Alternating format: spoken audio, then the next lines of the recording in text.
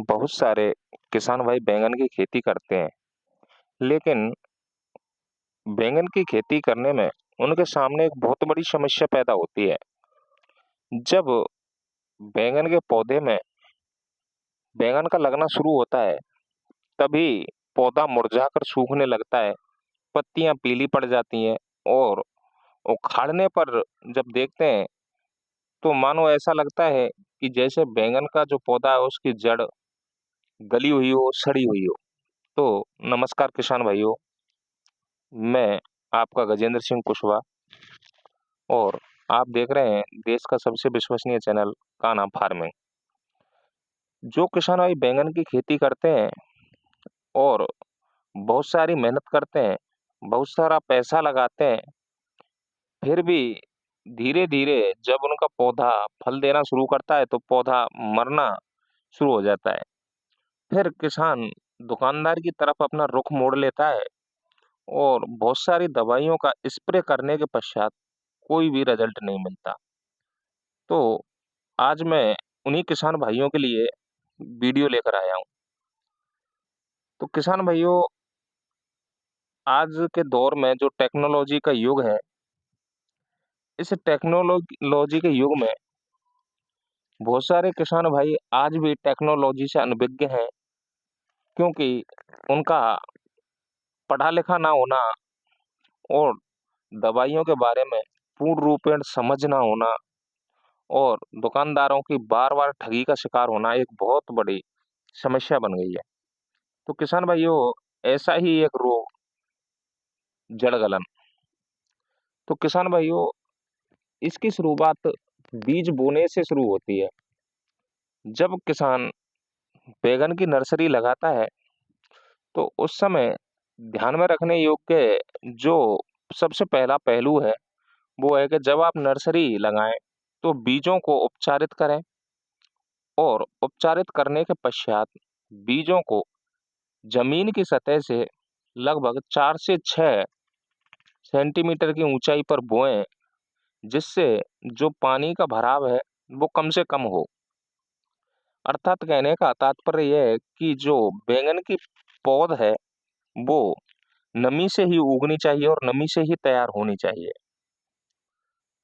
किसान भाइयों, जब आपकी पौध तैयार हो जाए, तो उस समय 3G कटिंग 3G कटिंग का मतलब है जब पौध लगाने योग्य हो जाए, तो उसके ऊपरी हिस्से को थोड़ा-थोड़ा करके काट देना चाहिए, तब पौध को खेतों में लगाना चाहिए, क्योंकि उससे जो पौधे में कल्ले निकलेंगे वो बहुत ज़्यादा संख्या में निकलेंगे। पौधे का जो स्टेम है, तना है, वो भी मजबूत होगा और जब कल्ले ज़्यादा निकलेंगे तो बम्पर पैदावार होगी। किसान भाइयों, जब आप नर्सरी को अच्छी तरह से स्वस्थ पौधे उत्पादन कर लेंगे, तो उसके बाद जब खेतों में ट्रांसप्लांट किया जाएगा, तो उस समय जो पौध है, उसकी जड़ों को थायरम या कैप्टान से उपचारित कर लेना चाहिए, जिससे जड़ में जो रोग है, वो दूर हो जाए और खेतों में समय-समय पर खरपतवार निकालने का काम भी करते रहना चाहिए। और जो किसान भाई टेक्नोलॉजी का उपयोग करते हैं, जैसे मल्चिंग लगाना, जो किसान भाई मल्चिंग लगाकर या बेड पर पौधे लगाते हैं, तो उससे लेबर का जो खर्चा है, वो काफ़ी कम हो जाता है और रिजल्ट भी बहुत अच्छे आते हैं। किसान भाइयों, इस जड़गलन की समस्या को दूर करने के लिए किसान भाइयों को अच्छे से अच्छे फं फंजीसाइडों का उपयोग करना चाहिए, क्योंकि ये एक फंगस जनित बीमारी है। तो इसको कंट्रोल करने के लिए आप हमारे वीडियो को अंत तक देखें और वीडियो को स्किप ना करें। इसी तरह के फंजीसाइडों के रूप में किसान भाइयों को सबसे पहले साइपरमेथ्रिन 25 ईसी 50 ml लेना है और 15 लीटर पानी में घोलकर पौधे को उपचारित करना है, जिससे पौधे मरने की जो क्षमता है वो बहुत ही कम हो जाएगी। दोस्तों, कई बार हमने देखा है कि साइपरमेथ्रिन 25 ईसी 50 ml, आप इस फंजीसाइड को अगर डबल डबल का मतलब हुआ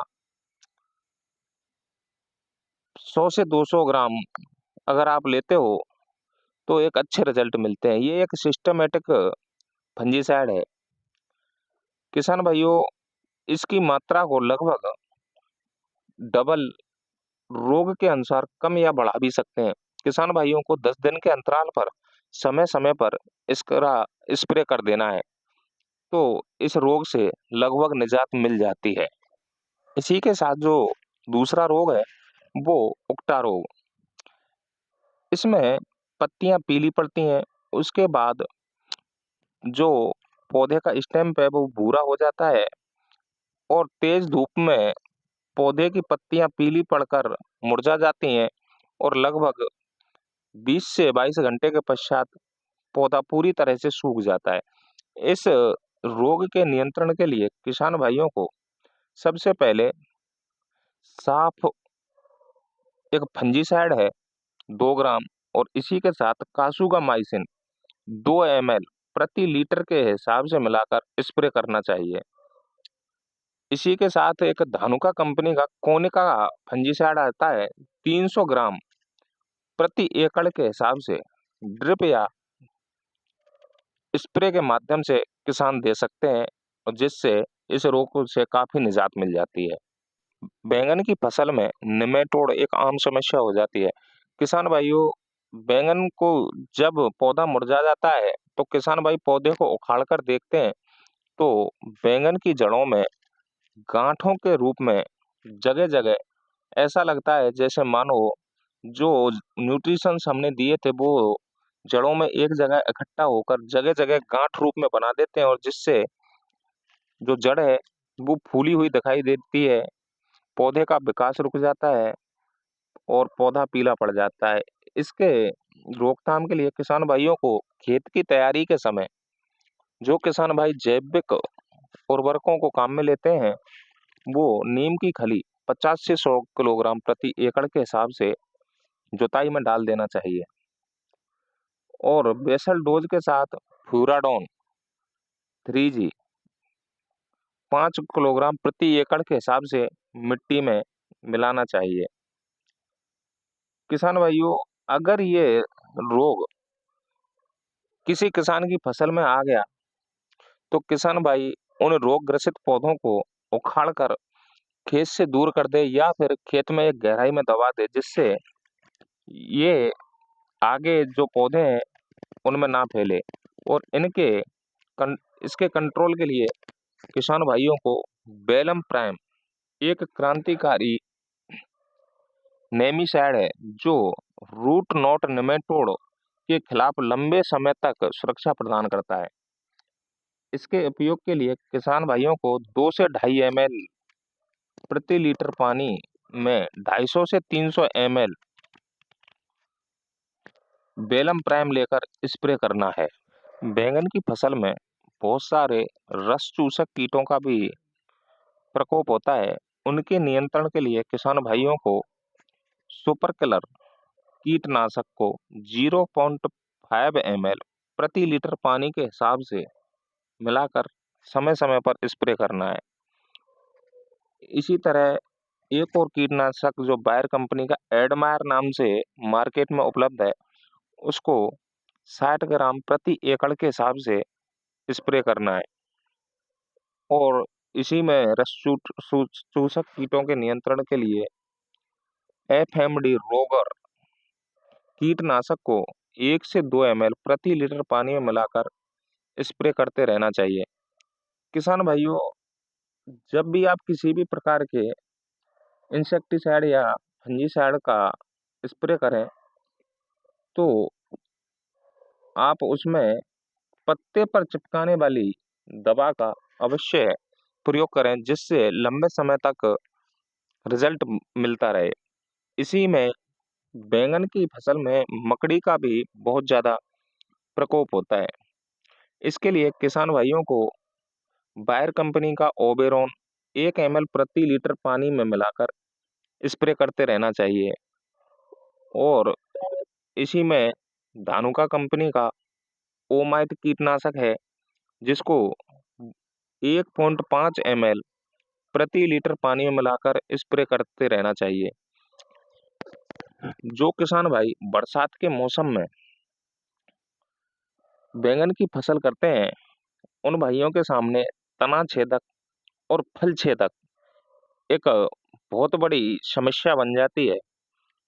कई बार इस तना छेदक के रोकथाम के लिए किसान भाई बहुत सारे इंसेक्टिसाइडों का प्रयोग करता है, लेकिन ये जो तना छेदक और फल छेदक जो कीट हैं, इनका प्रबंधन नहीं कर पाता और फसल नष्ट हो जाती है। तो किसान भाइयों, इसके नियंत्रण के लिए किसान भाइयों को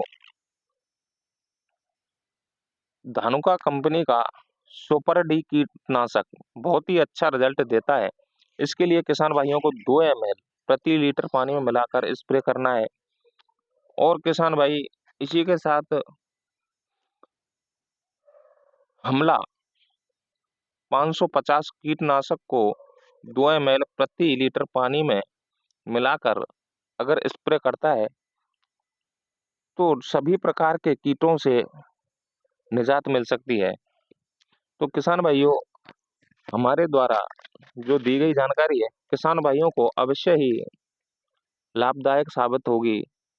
किसान भाइयों, इसी तरह की इन्फॉर्मेटिव वीडियो देखने के लिए हमारे यूट्यूब चैनल कान्हा फार्मिंग को सब्सक्राइब करें और बेल आइकन दबाना ना भूलें। हमारी वीडियो को अन्य किसान साथियों तक जरूर पहुंचाएं, जिससे उन किसान भाइयों को समय समय पर इस प्रकार की जानकारी मिलती रहे। धन्यवाद।